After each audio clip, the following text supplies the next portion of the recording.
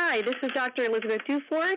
I serve here as Medical Director in the Division of Epidemiology. We'll be starting now at the New York State Department of Health.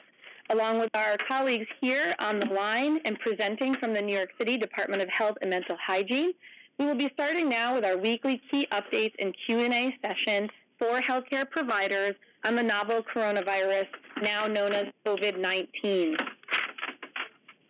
Just to quickly go through some housekeeping and the agenda. We will first provide an update, and I will let you know that in the past at these weekly meetings, we've had the pleasure of having both of our respective deputy commissioners on the line, Brad Hutton and Dimitri Daskalakis, but unfortunately they both are pulled to other meetings at this moment and public venues. And so we are currently going to cover for them, and we'll review similar to what we have with prior weeks. So myself, Dr. Elizabeth Dufort, and Dr. Joel Acklesberg will be covering those sections of the agenda. So we will go through a global, national, and New York State updates, some new New York State person under investigation guidance.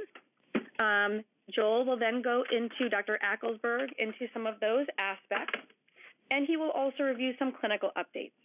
We then have Dr. Mary Foote, who will provide us with some considerations and plans for pandemic preparedness and resources.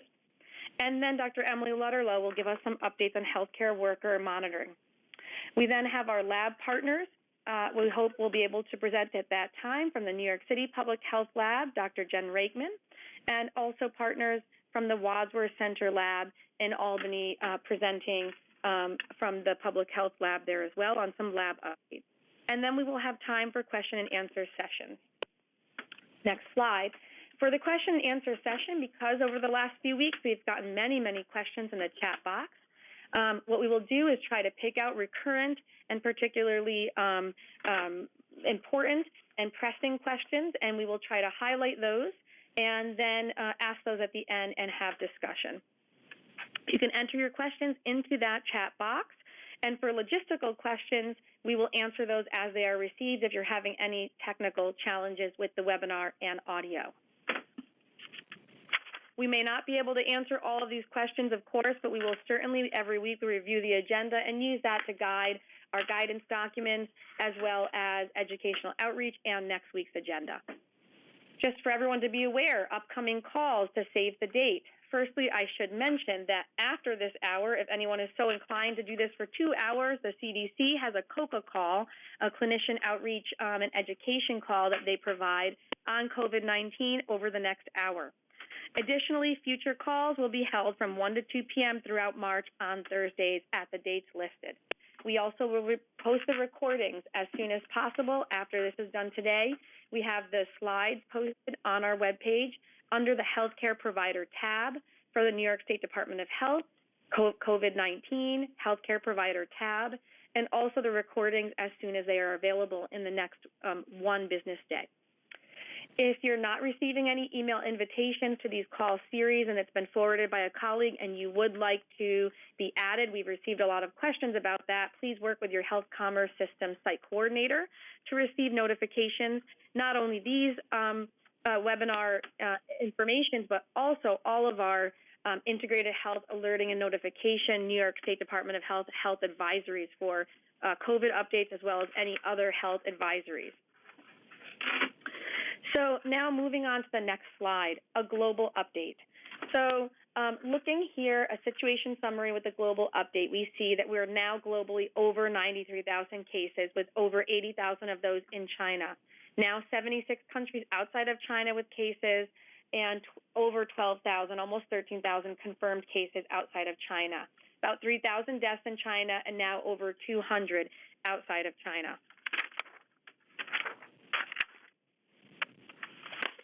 And now looking at CDC travel alerts, travel alert notices, and travel advisories. Many of you know there's a travel health webpage maintained by the CDC, used to be called the Yellow Book. And so this is a great resource for healthcare providers when patients come to you with questions about travel. Of course, this will be changing on a daily basis, so we provided the link in the slide set so that you can access that exact site to know when you get a question to go and make sure that things have not changed. Currently, they put up an interactive risk assessment map online, similar to what they previously developed for Zika virus, for any who are had worked on that and are familiar. The countries are color-coded as shown in the slide, and the coding is based on the travel health notice categories. The CDC travel notices are divided out into level 3. That's the highest category. Avoid all non-essential travel. Level 2 is special precautions. So older adults and those with chronic medical conditions should consider postponing non-essential travel, and travelers should avoid contact with sick people and clean their hands often. And Travel 1 is practice usual precautions and avoid contact with sick people and wash hands often. So we currently have 4 countries in the Travel 3 category: China, Iran, South Korea, and Italy, and that's a do not travel there. And then Japan, which is a special precautions, consider postponing, particularly for high-risk individuals. Additionally, please note that CDC is recommending that all travelers reconsider cruise ship voyages to or within Asia. There are several destinations in Asia experiencing COVID-19 outbreaks, and cruise ship passengers are at increased risk of person-to-person spread of infectious diseases, such as a disease caused by COVID. The COVID virus. Moreover, many countries have implemented travel restrictions that could affect passengers' itineraries and ability to disembark, and may be subject to quarantines implemented by local health authorities. Next slide. So the situation summary nationally as of, this is last night, or it might have even been updated this morning. So we currently are looking at, these are the total cases nationally of 80. 24 of which are travel-related. 16 have been established as person-to-person community-based spread in the U.S., and 40 are currently under investigation. Out of these 80 U.S.-based cases, 9 deaths, and 13 states that have reported cases. Of the 9 deaths, those are all, sadly, in Washington State, and notably at least 4 of those are from a single nursing home. The CDC is no longer reporting total number of people tested, or also known as PUIs, or persons under investigations. But many states will have that information available, and including, you'll see on our next slide, for us. These are both confirmed and presumptive positive cases, and just be aware that this does not include 49 additional cases in the U.S.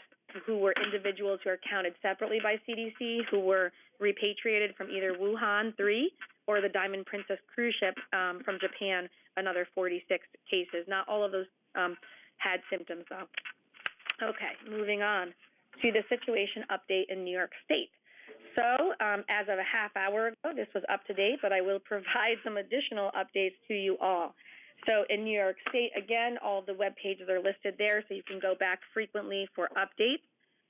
But we see here that in New York State, there's been a total of 98 persons tested or persons under investigation. That actually is now up to 122 between New York City and New York State.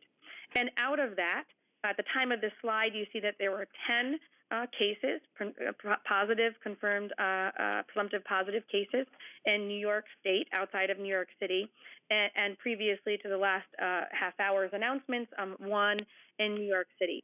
A new update to add to this slide verbally is that there are 11 new cases reported in New York State.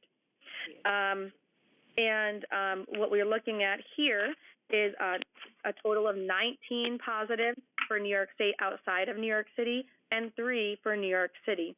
So since yesterday, there have been 8 additional cases identified affiliated with 1 community investigation, and 1 new case in rest of state, and 2 new just identified out of New York City that Joel Acklesberg can comment on further in a bit. I'll give you a little bit more detail as available. So on March 1st, the first New York City tested positive. That patient was a woman in her late 30s and contracted the virus while traveling abroad in Iran and is currently isolated in her home. The patient has respiratory symptoms but has not been in serious condition, and it was a controlled situation. The second case in New York State on March 3rd was announced. which was an individual out of Westchester County, a resident individual in his 50s who is currently hospitalized and in serious condition. He did not have any recent international travel.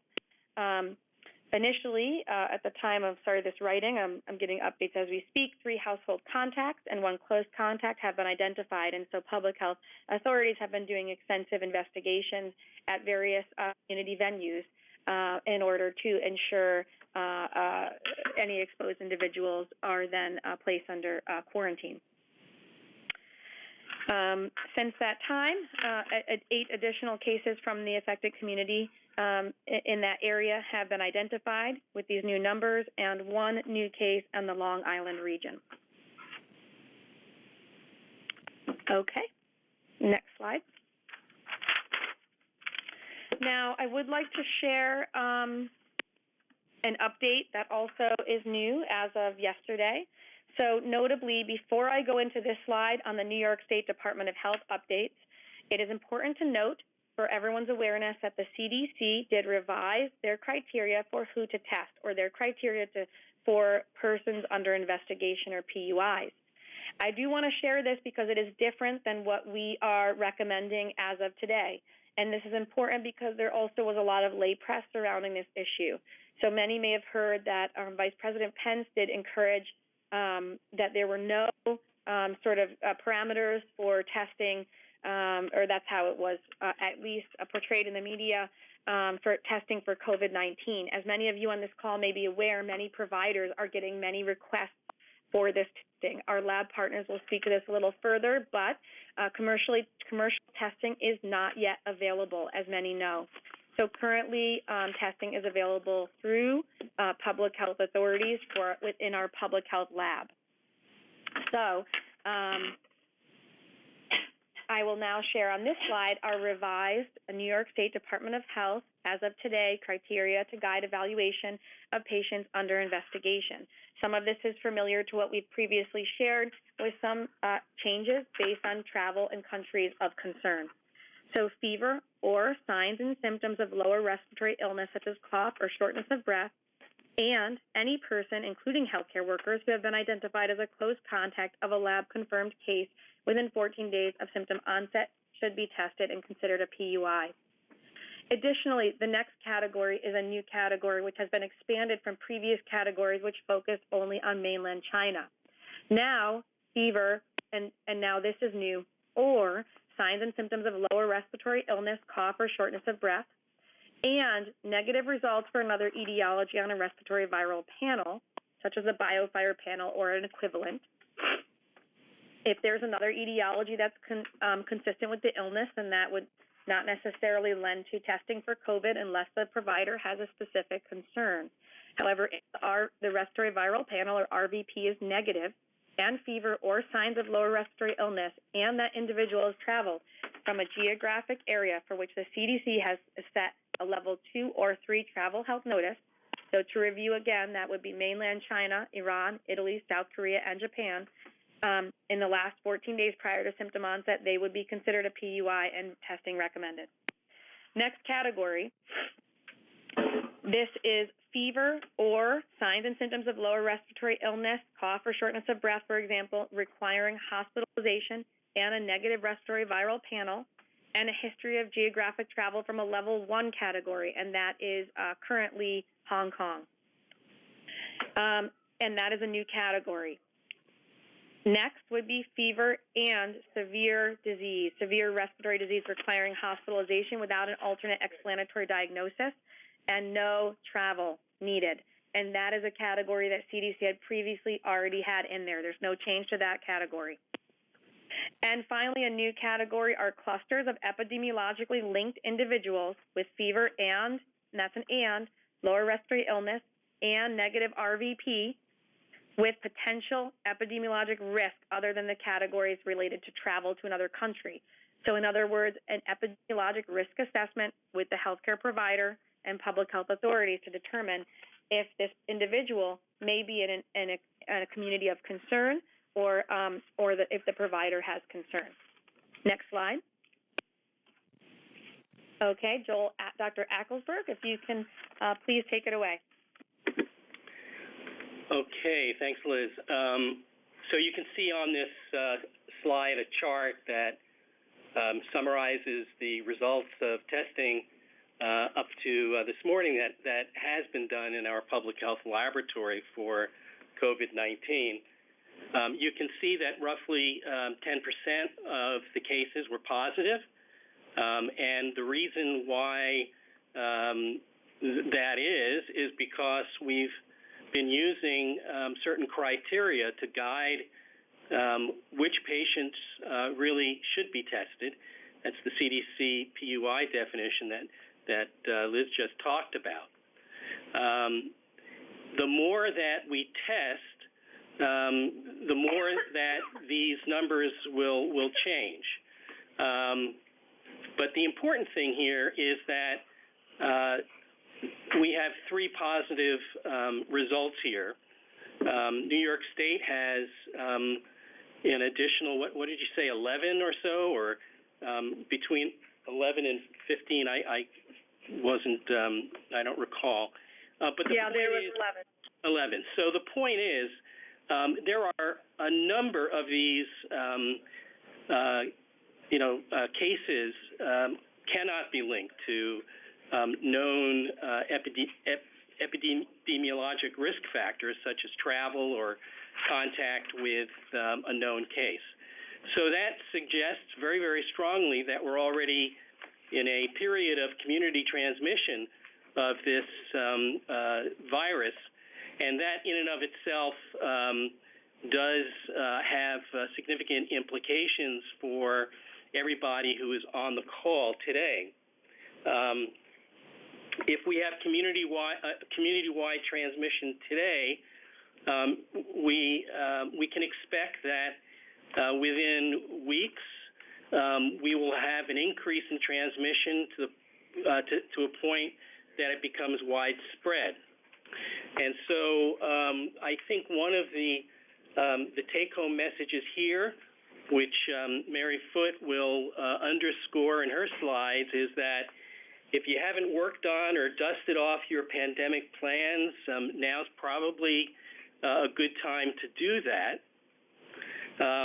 When there's widespread transmission, our approach to the diagnosis of disease will be different than we've been using up to this point, in that clinical diagnosis will be encouraged, and laboratory-confirmed diagnosis will be used judiciously, and in those cases that are most important for there to be a laboratory diagnosis. And I'll just use as an example a suspected cluster in a healthcare facility. So that's a transition that all of us should expect to make. And when we're in that, when we think we're in a period when there's widespread COVID-19 transmission, it will be a time when providers, and especially in the outpatient sector, will be able to use a model that they're used to using, and that's how to manage patients who are suspected to have severe, influenza when we're in a very, very severe influenza season. And to that point, it will be important for providers, when appropriate, to manage patients at home, and that should be encouraged.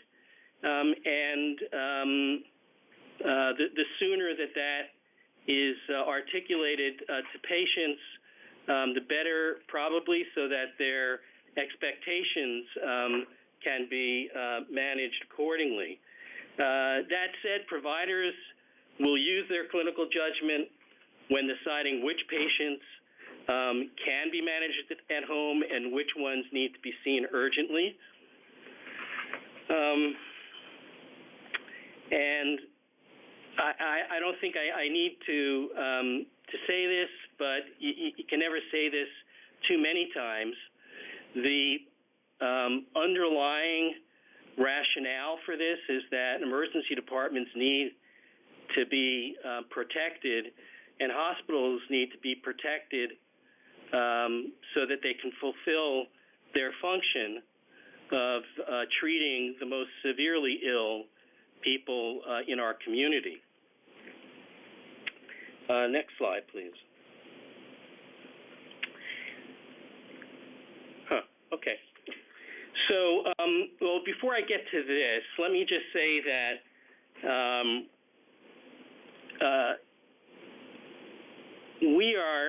Dr. Rakeman is going to speak about laboratory testing in a few seconds. But I think this is important for clinicians to recognize that that public health labs will make every effort to provide the requested diagnostic testing. Yet we have limited testing capacity in the public health sector.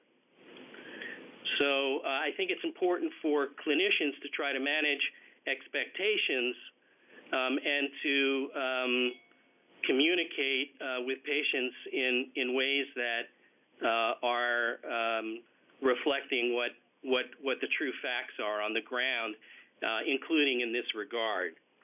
Given limited laboratory testing, our priority, and we hope it's your priority as well, will be to focus those limited and precious lab resources to those moments when they are most useful and most important. And that would be for testing of severely ill hospitalized patients with the with COVID-19, on the differential, clusters of undiagnosed severe disease, as just mentioned by Dr. Dufert, and any healthcare workers who are suspected of possibly having nosocomial infection, given all of the implications that would have for the affected healthcare facility.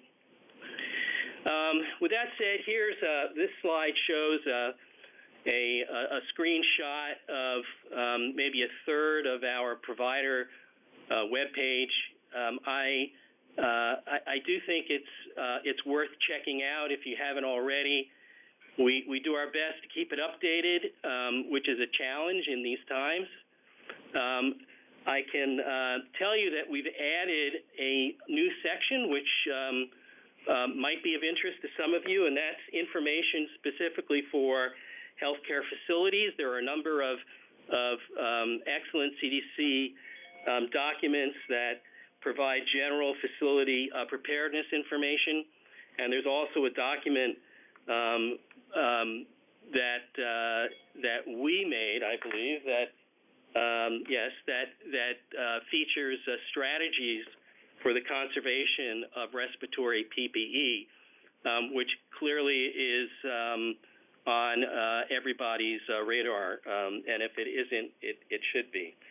So with that, I think I will end and pass this on to my colleague, Dr. Mary Foote.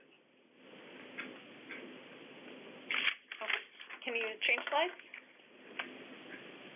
Oh, look at that. Okay, change. You can just keep flipping through. Go ahead to Mary's. Right. Oh, but Mary is next, isn't she? I guess not. Didn't you say? That's okay, Joel. This is Emily. I can go ahead and talk now. Right. And this will be fairly quick for now. I just wanted to be sure that everyone is aware that CDC put out a new version of the healthcare worker monitoring guidance. For those of you who have already dealt with this, I think you will like the fact that it does away with the very difficult A through I think, or H or I categorization. And now the focus is on whether the case patient was wearing a face mask or not. So on source control, and that I believe CDC is considering very important. There still are some challenges with interpretation of this document. I encourage any one of you who are on the phone who, if you have a case in your facility or in your practice, if you're the one who would be monitoring your healthcare personnel, I encourage you to take a look at this document now and read it carefully and give it some time to digest before you need to use it. There are a few issues with it yet. I was on the phone with CDC about it this morning to try to clarify a few points. I think there's a typo in it and a little bit of confusion about the high-risk category. Basically, follow the table and read the narrative carefully, because there are some, there is some room for clinical judgment in cases that don't easily fit into the guidance. So far, for the situations we've dealt with, we've been working fairly closely with affected facilities. And depending upon what happens in the future and how many facilities are infected, that may or may not be able to continue at the level we're doing now. So we do have some documents to help out. So if your facility is if you work at a hospital and your facility is affected, we certainly would be in touch, and we can provide you some a spreadsheet to keep a line list and a symptom monitoring sheet for healthcare workers who need that.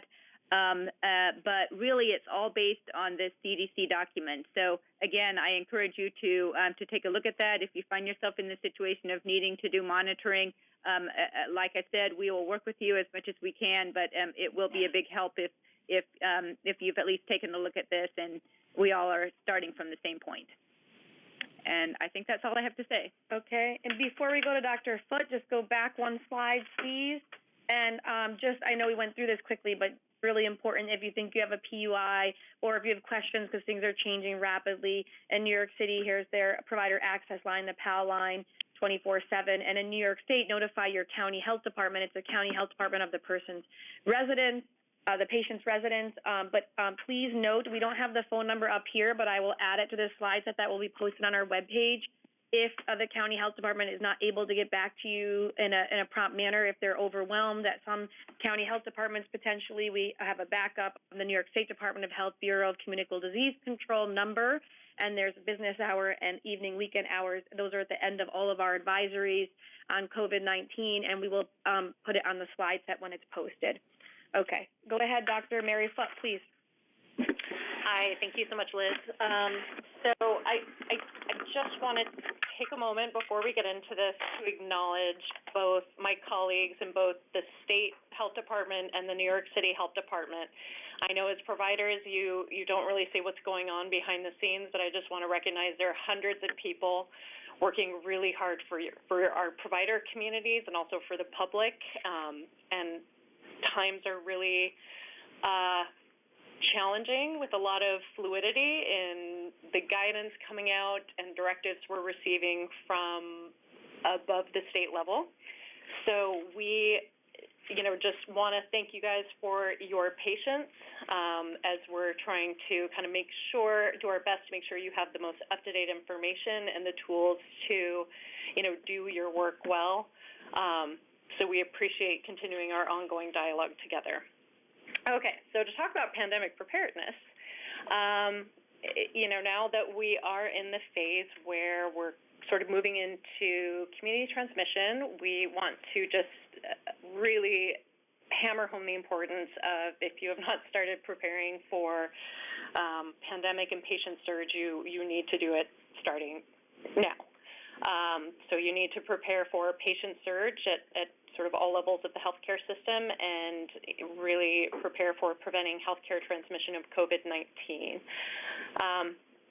So, kind of across the board for all sectors, really this starts with screening and isolation at points of entry, making sure that you are recognizing and implementing appropriate infection control measures early and quickly. You need to really start looking at what are your options to evaluate patients remotely. We hopefully are going to be able to message aggressively about to the public and people calling into our lines that you really should call your doctor before you go in. So, as much as you can do to set up systems to assess people at home and keep them hopefully and potentially infectious patients out of your facilities, if they don't need to be there, the better. Again, just really take a close look at your infection control policies and practices and make sure that they are aligned with all the current guidance. Think about patient placement when it's talking about surge. What are you going to do? What do you do in a very severe flu season when you are getting overrun by, potentially infectious patients with influenza-like illness? Where are you going to put them to wait? Do you have separate waiting areas? Do you have a separate area where you can have a separate floor, a separate area where you can cohort people waiting? Special exam rooms set aside that are away from others. In the inpatient space, where are you going to cohort or co-locate patients? And that especially is important for the ICU. You really need to start thinking about visitor policies and visitor management. And being really proactive in messaging with signage and empowering staff to, do screening and recognize people that are coming in that are potentially infectious with respiratory symptoms and try and prevent as much as possible potentially infectious people visiting from entering the facility. You really need to start planning for staff shortages from illnesses, absenteeism. There's going to be staff that have loved ones at home that they may need to take care of. So really start thinking about your contingency planning. What are your essential services that cannot be interrupted? Do you have people cross-trained to perform those services? Things like that. Do you have temp staffing, volunteers that you can reach to, other things like that? In times of resource-limited settings, if there continue to be supply chain issues or things can continue to become more restricted when there is a surge, how are you going to change your standards of care from normal to do your best to maintain safe patient care? And make sure you have good communication plans in place, in times of an emergency, and also communications with, how to maintain regular communications with your staff and your patient population and their families. Next slide. So what are the steps you can take in addition to this planning? What can you do right now? Again, if you haven't started doing it, review your pandemic plans. Do your best to really take a good look at the CDC and other public health guidance that's coming out. Dr. Acklesberg and our colleagues at the state have pointed out to places where we are posting a lot of resources on a regular basis, and the CDC has been putting out new information and guidance daily. So really encourage you to take a look at that. There's some really helpful resources. Going to Dr. Ludlow's point, you need to look at your occupational health and safety plans, especially make sure you have a plan in place for healthcare worker monitoring. And also, if things get beyond that, then, think about whether you may have to do just universal symptom screening for staff when they're coming in for their shifts to exclude people that are potentially infectious. Really take a look at your PPE supplies, making sure you have what you need, and start taking steps to secure your resources to make sure people aren't walking off with them, and also to conserve your resources through decreased use as much as possible.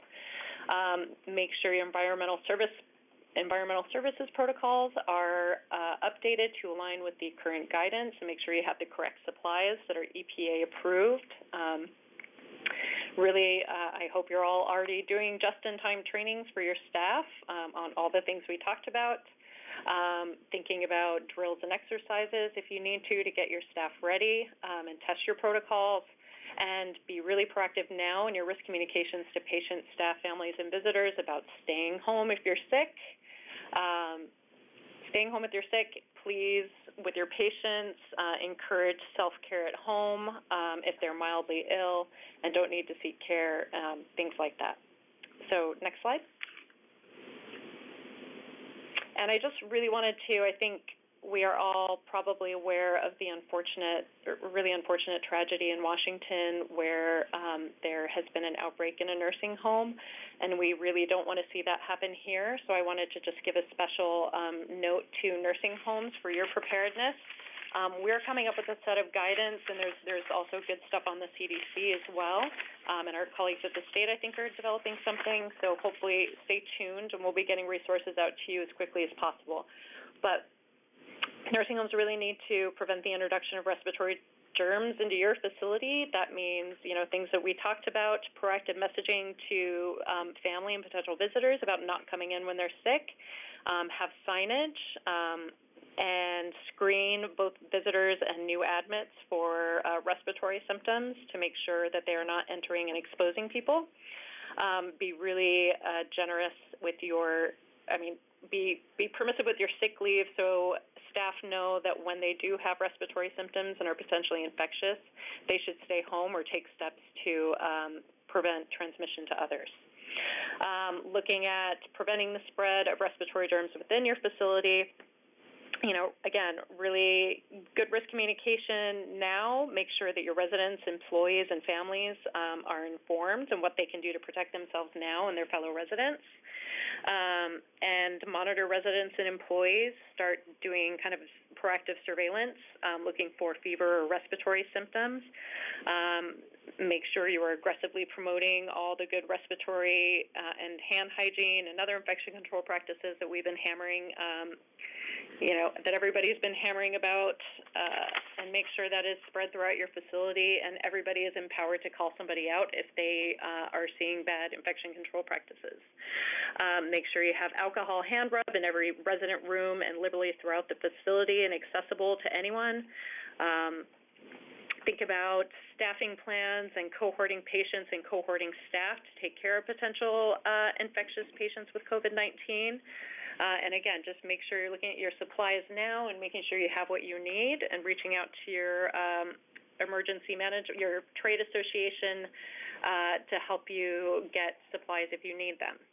And again, next step is to really prevent the spread of respiratory germs between facilities, and I think this is something we've talked about a lot with antibiotic-resistant bacteria and C. auris, but it goes the same for this.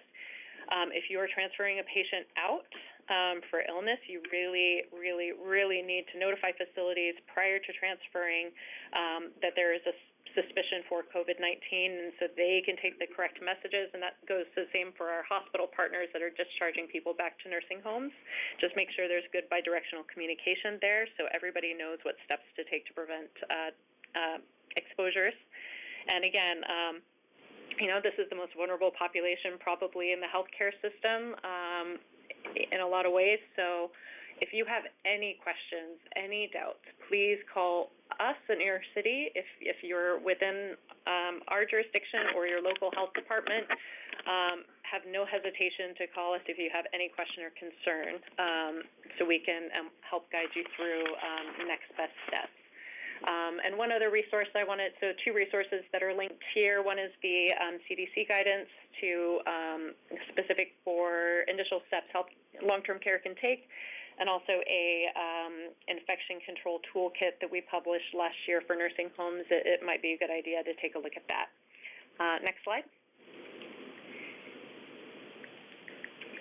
And this is just, again, some additional resources that we've added in that you'll have when you get the copies of the slides, but take note of this now. There's a lot of good stuff out there, so just start getting ready. All right.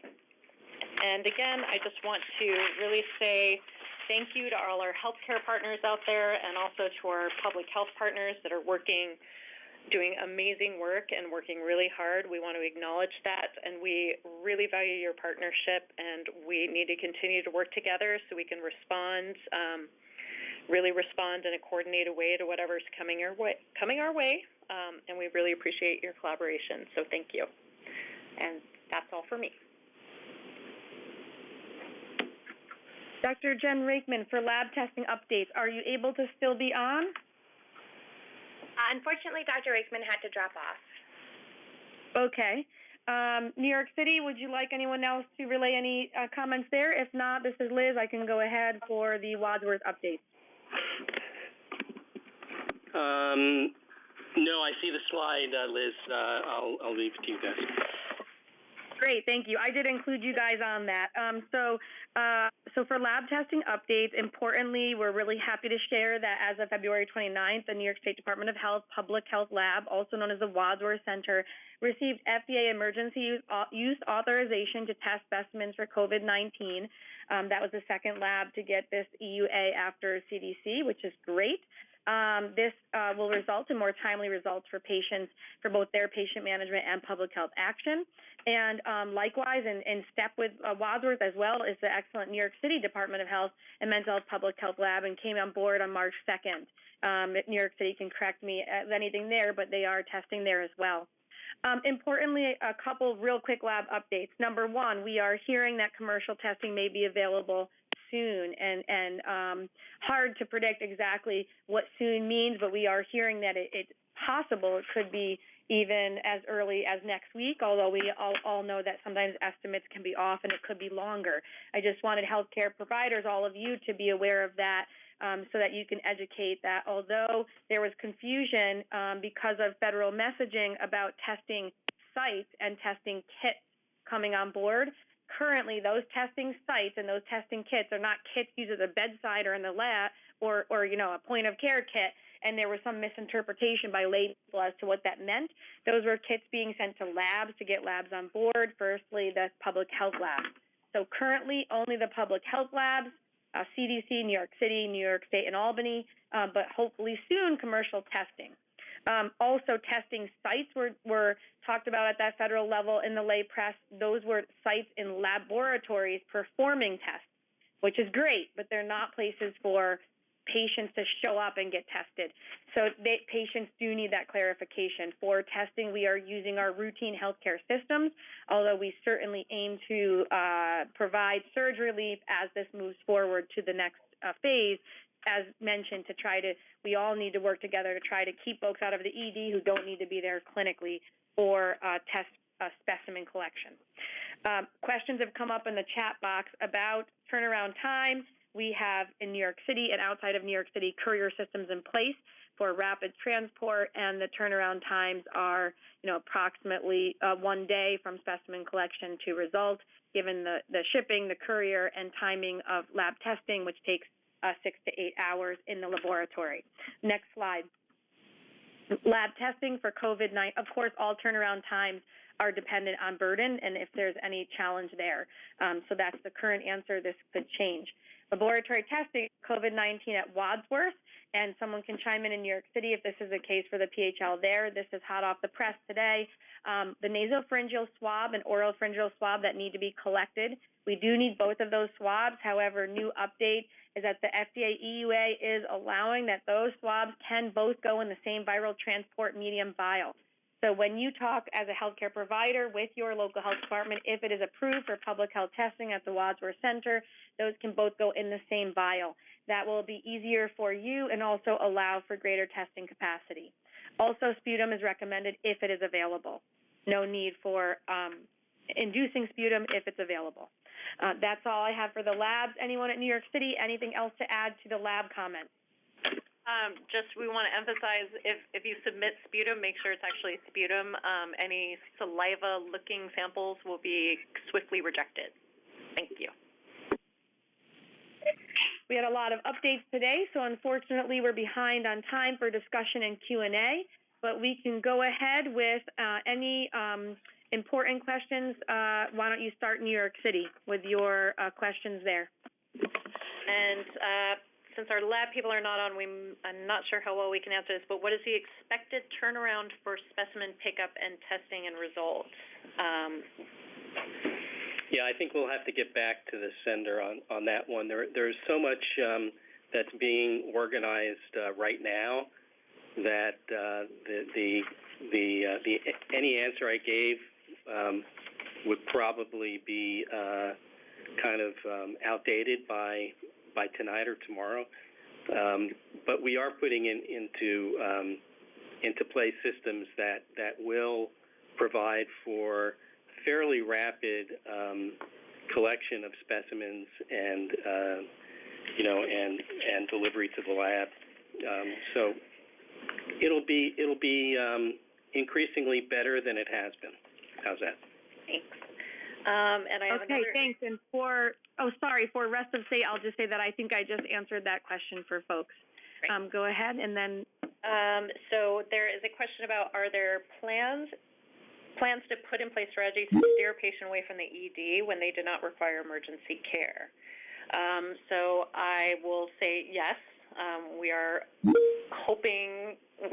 starting to, and we'll hope to continue to be able to pivot to more aggressive messaging, public messaging about please stay home please stay home and self-isolate with mild illness.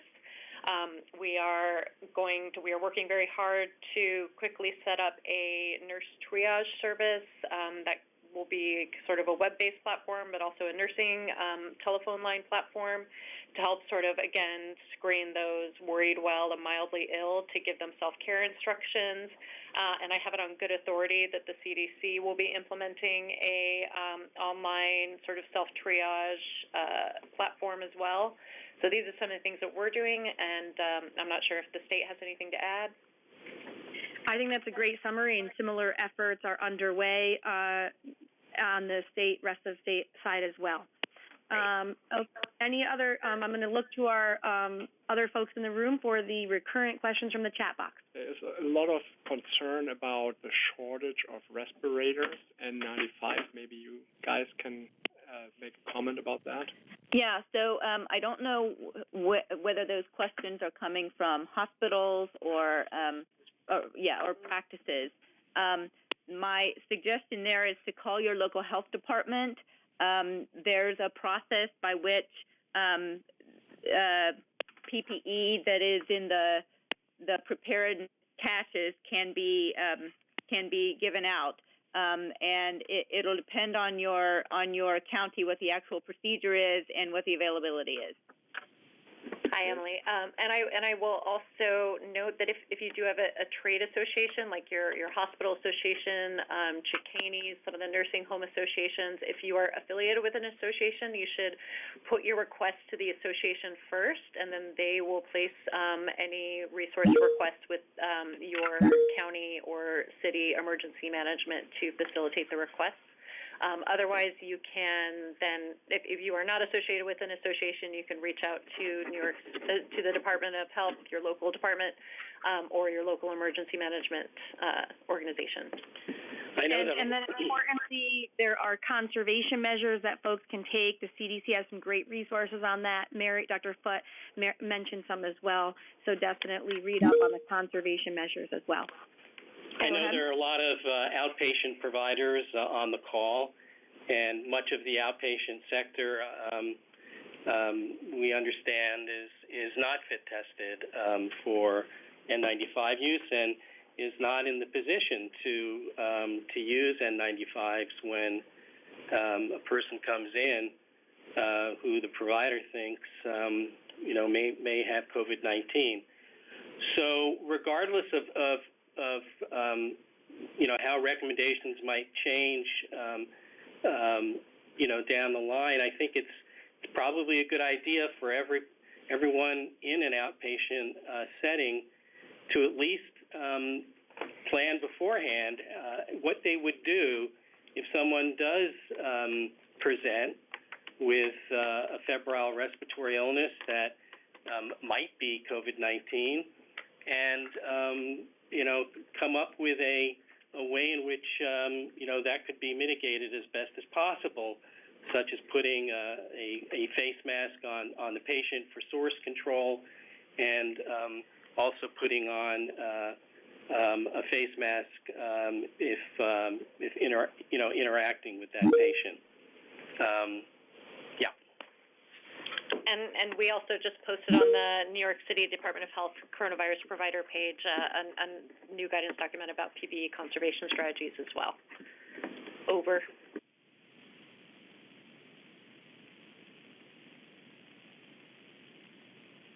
We could probably take one more question. There are some questions about the respiratory virus panel and how, is that a prerequisite for COVID testing, yes or no? There is in the table from the CDC that you showed, this as one of the new categories. How should that be used? And is that should the outpatient provider use that in their patients if they're suspicious? Yeah, so this guidance, firstly, is guidance, and so as we all know, not every individual patient will meet this exactly, and that's understandable and should be used that way. But what I will say is what we'd like is for, and I'm sorry, I'm kind of pulling this up as we speak, but it would be best if individuals had the respiratory viral panel done locally first to rule out other more common circulating viruses, which right now flu is very common, and had either a flu rapid test. If it were positive, we know if it's negative, it doesn't mean it's definitely ruled out, but if a rapid antigen test were positive, that would then make it more likely to be due to flu. And if folks can get a local respiratory viral panel, that would greatly assist to rule out other conditions, and then start to have us look into COVID-19. If it's not feasible, it's a great time to start looking into how to look to other healthcare partners and see if you can find ways to get that kind of testing, to have that be available. If that is not possible and there's still a concern for COVID-19, give us the local health department and public health a call, and we will discuss on a case-by-case basis. Yeah, I would just like to add that we're quickly moving into a time when every patient will not need to be tested for COVID-19, and I'm sure you will be evaluating patients in the near term who could be managed without COVID-19 testing or use of a viral respiratory panel. So it's good to just keep that in mind, that the steps that we're using today may be different in just a short number of weeks.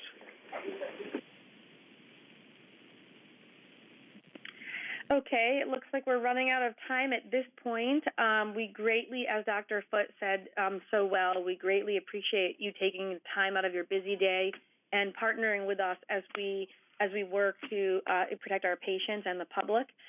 This is going to be a long haul, and we look forward to continuing to partner with you all. We on the State Health Department, I'm sure in New York City as well, will continue to put out advisories, and one should be coming out the next day that will have a lot of this information in written form that you can refer to. That comes out via email through our health commerce system and will be posted on our webpage as well. And New York City, any closing comments? No, I think you said everything beautifully, Liz. Thank you so much, everybody, for your continued hard work on this. Thank you. Over. Have a good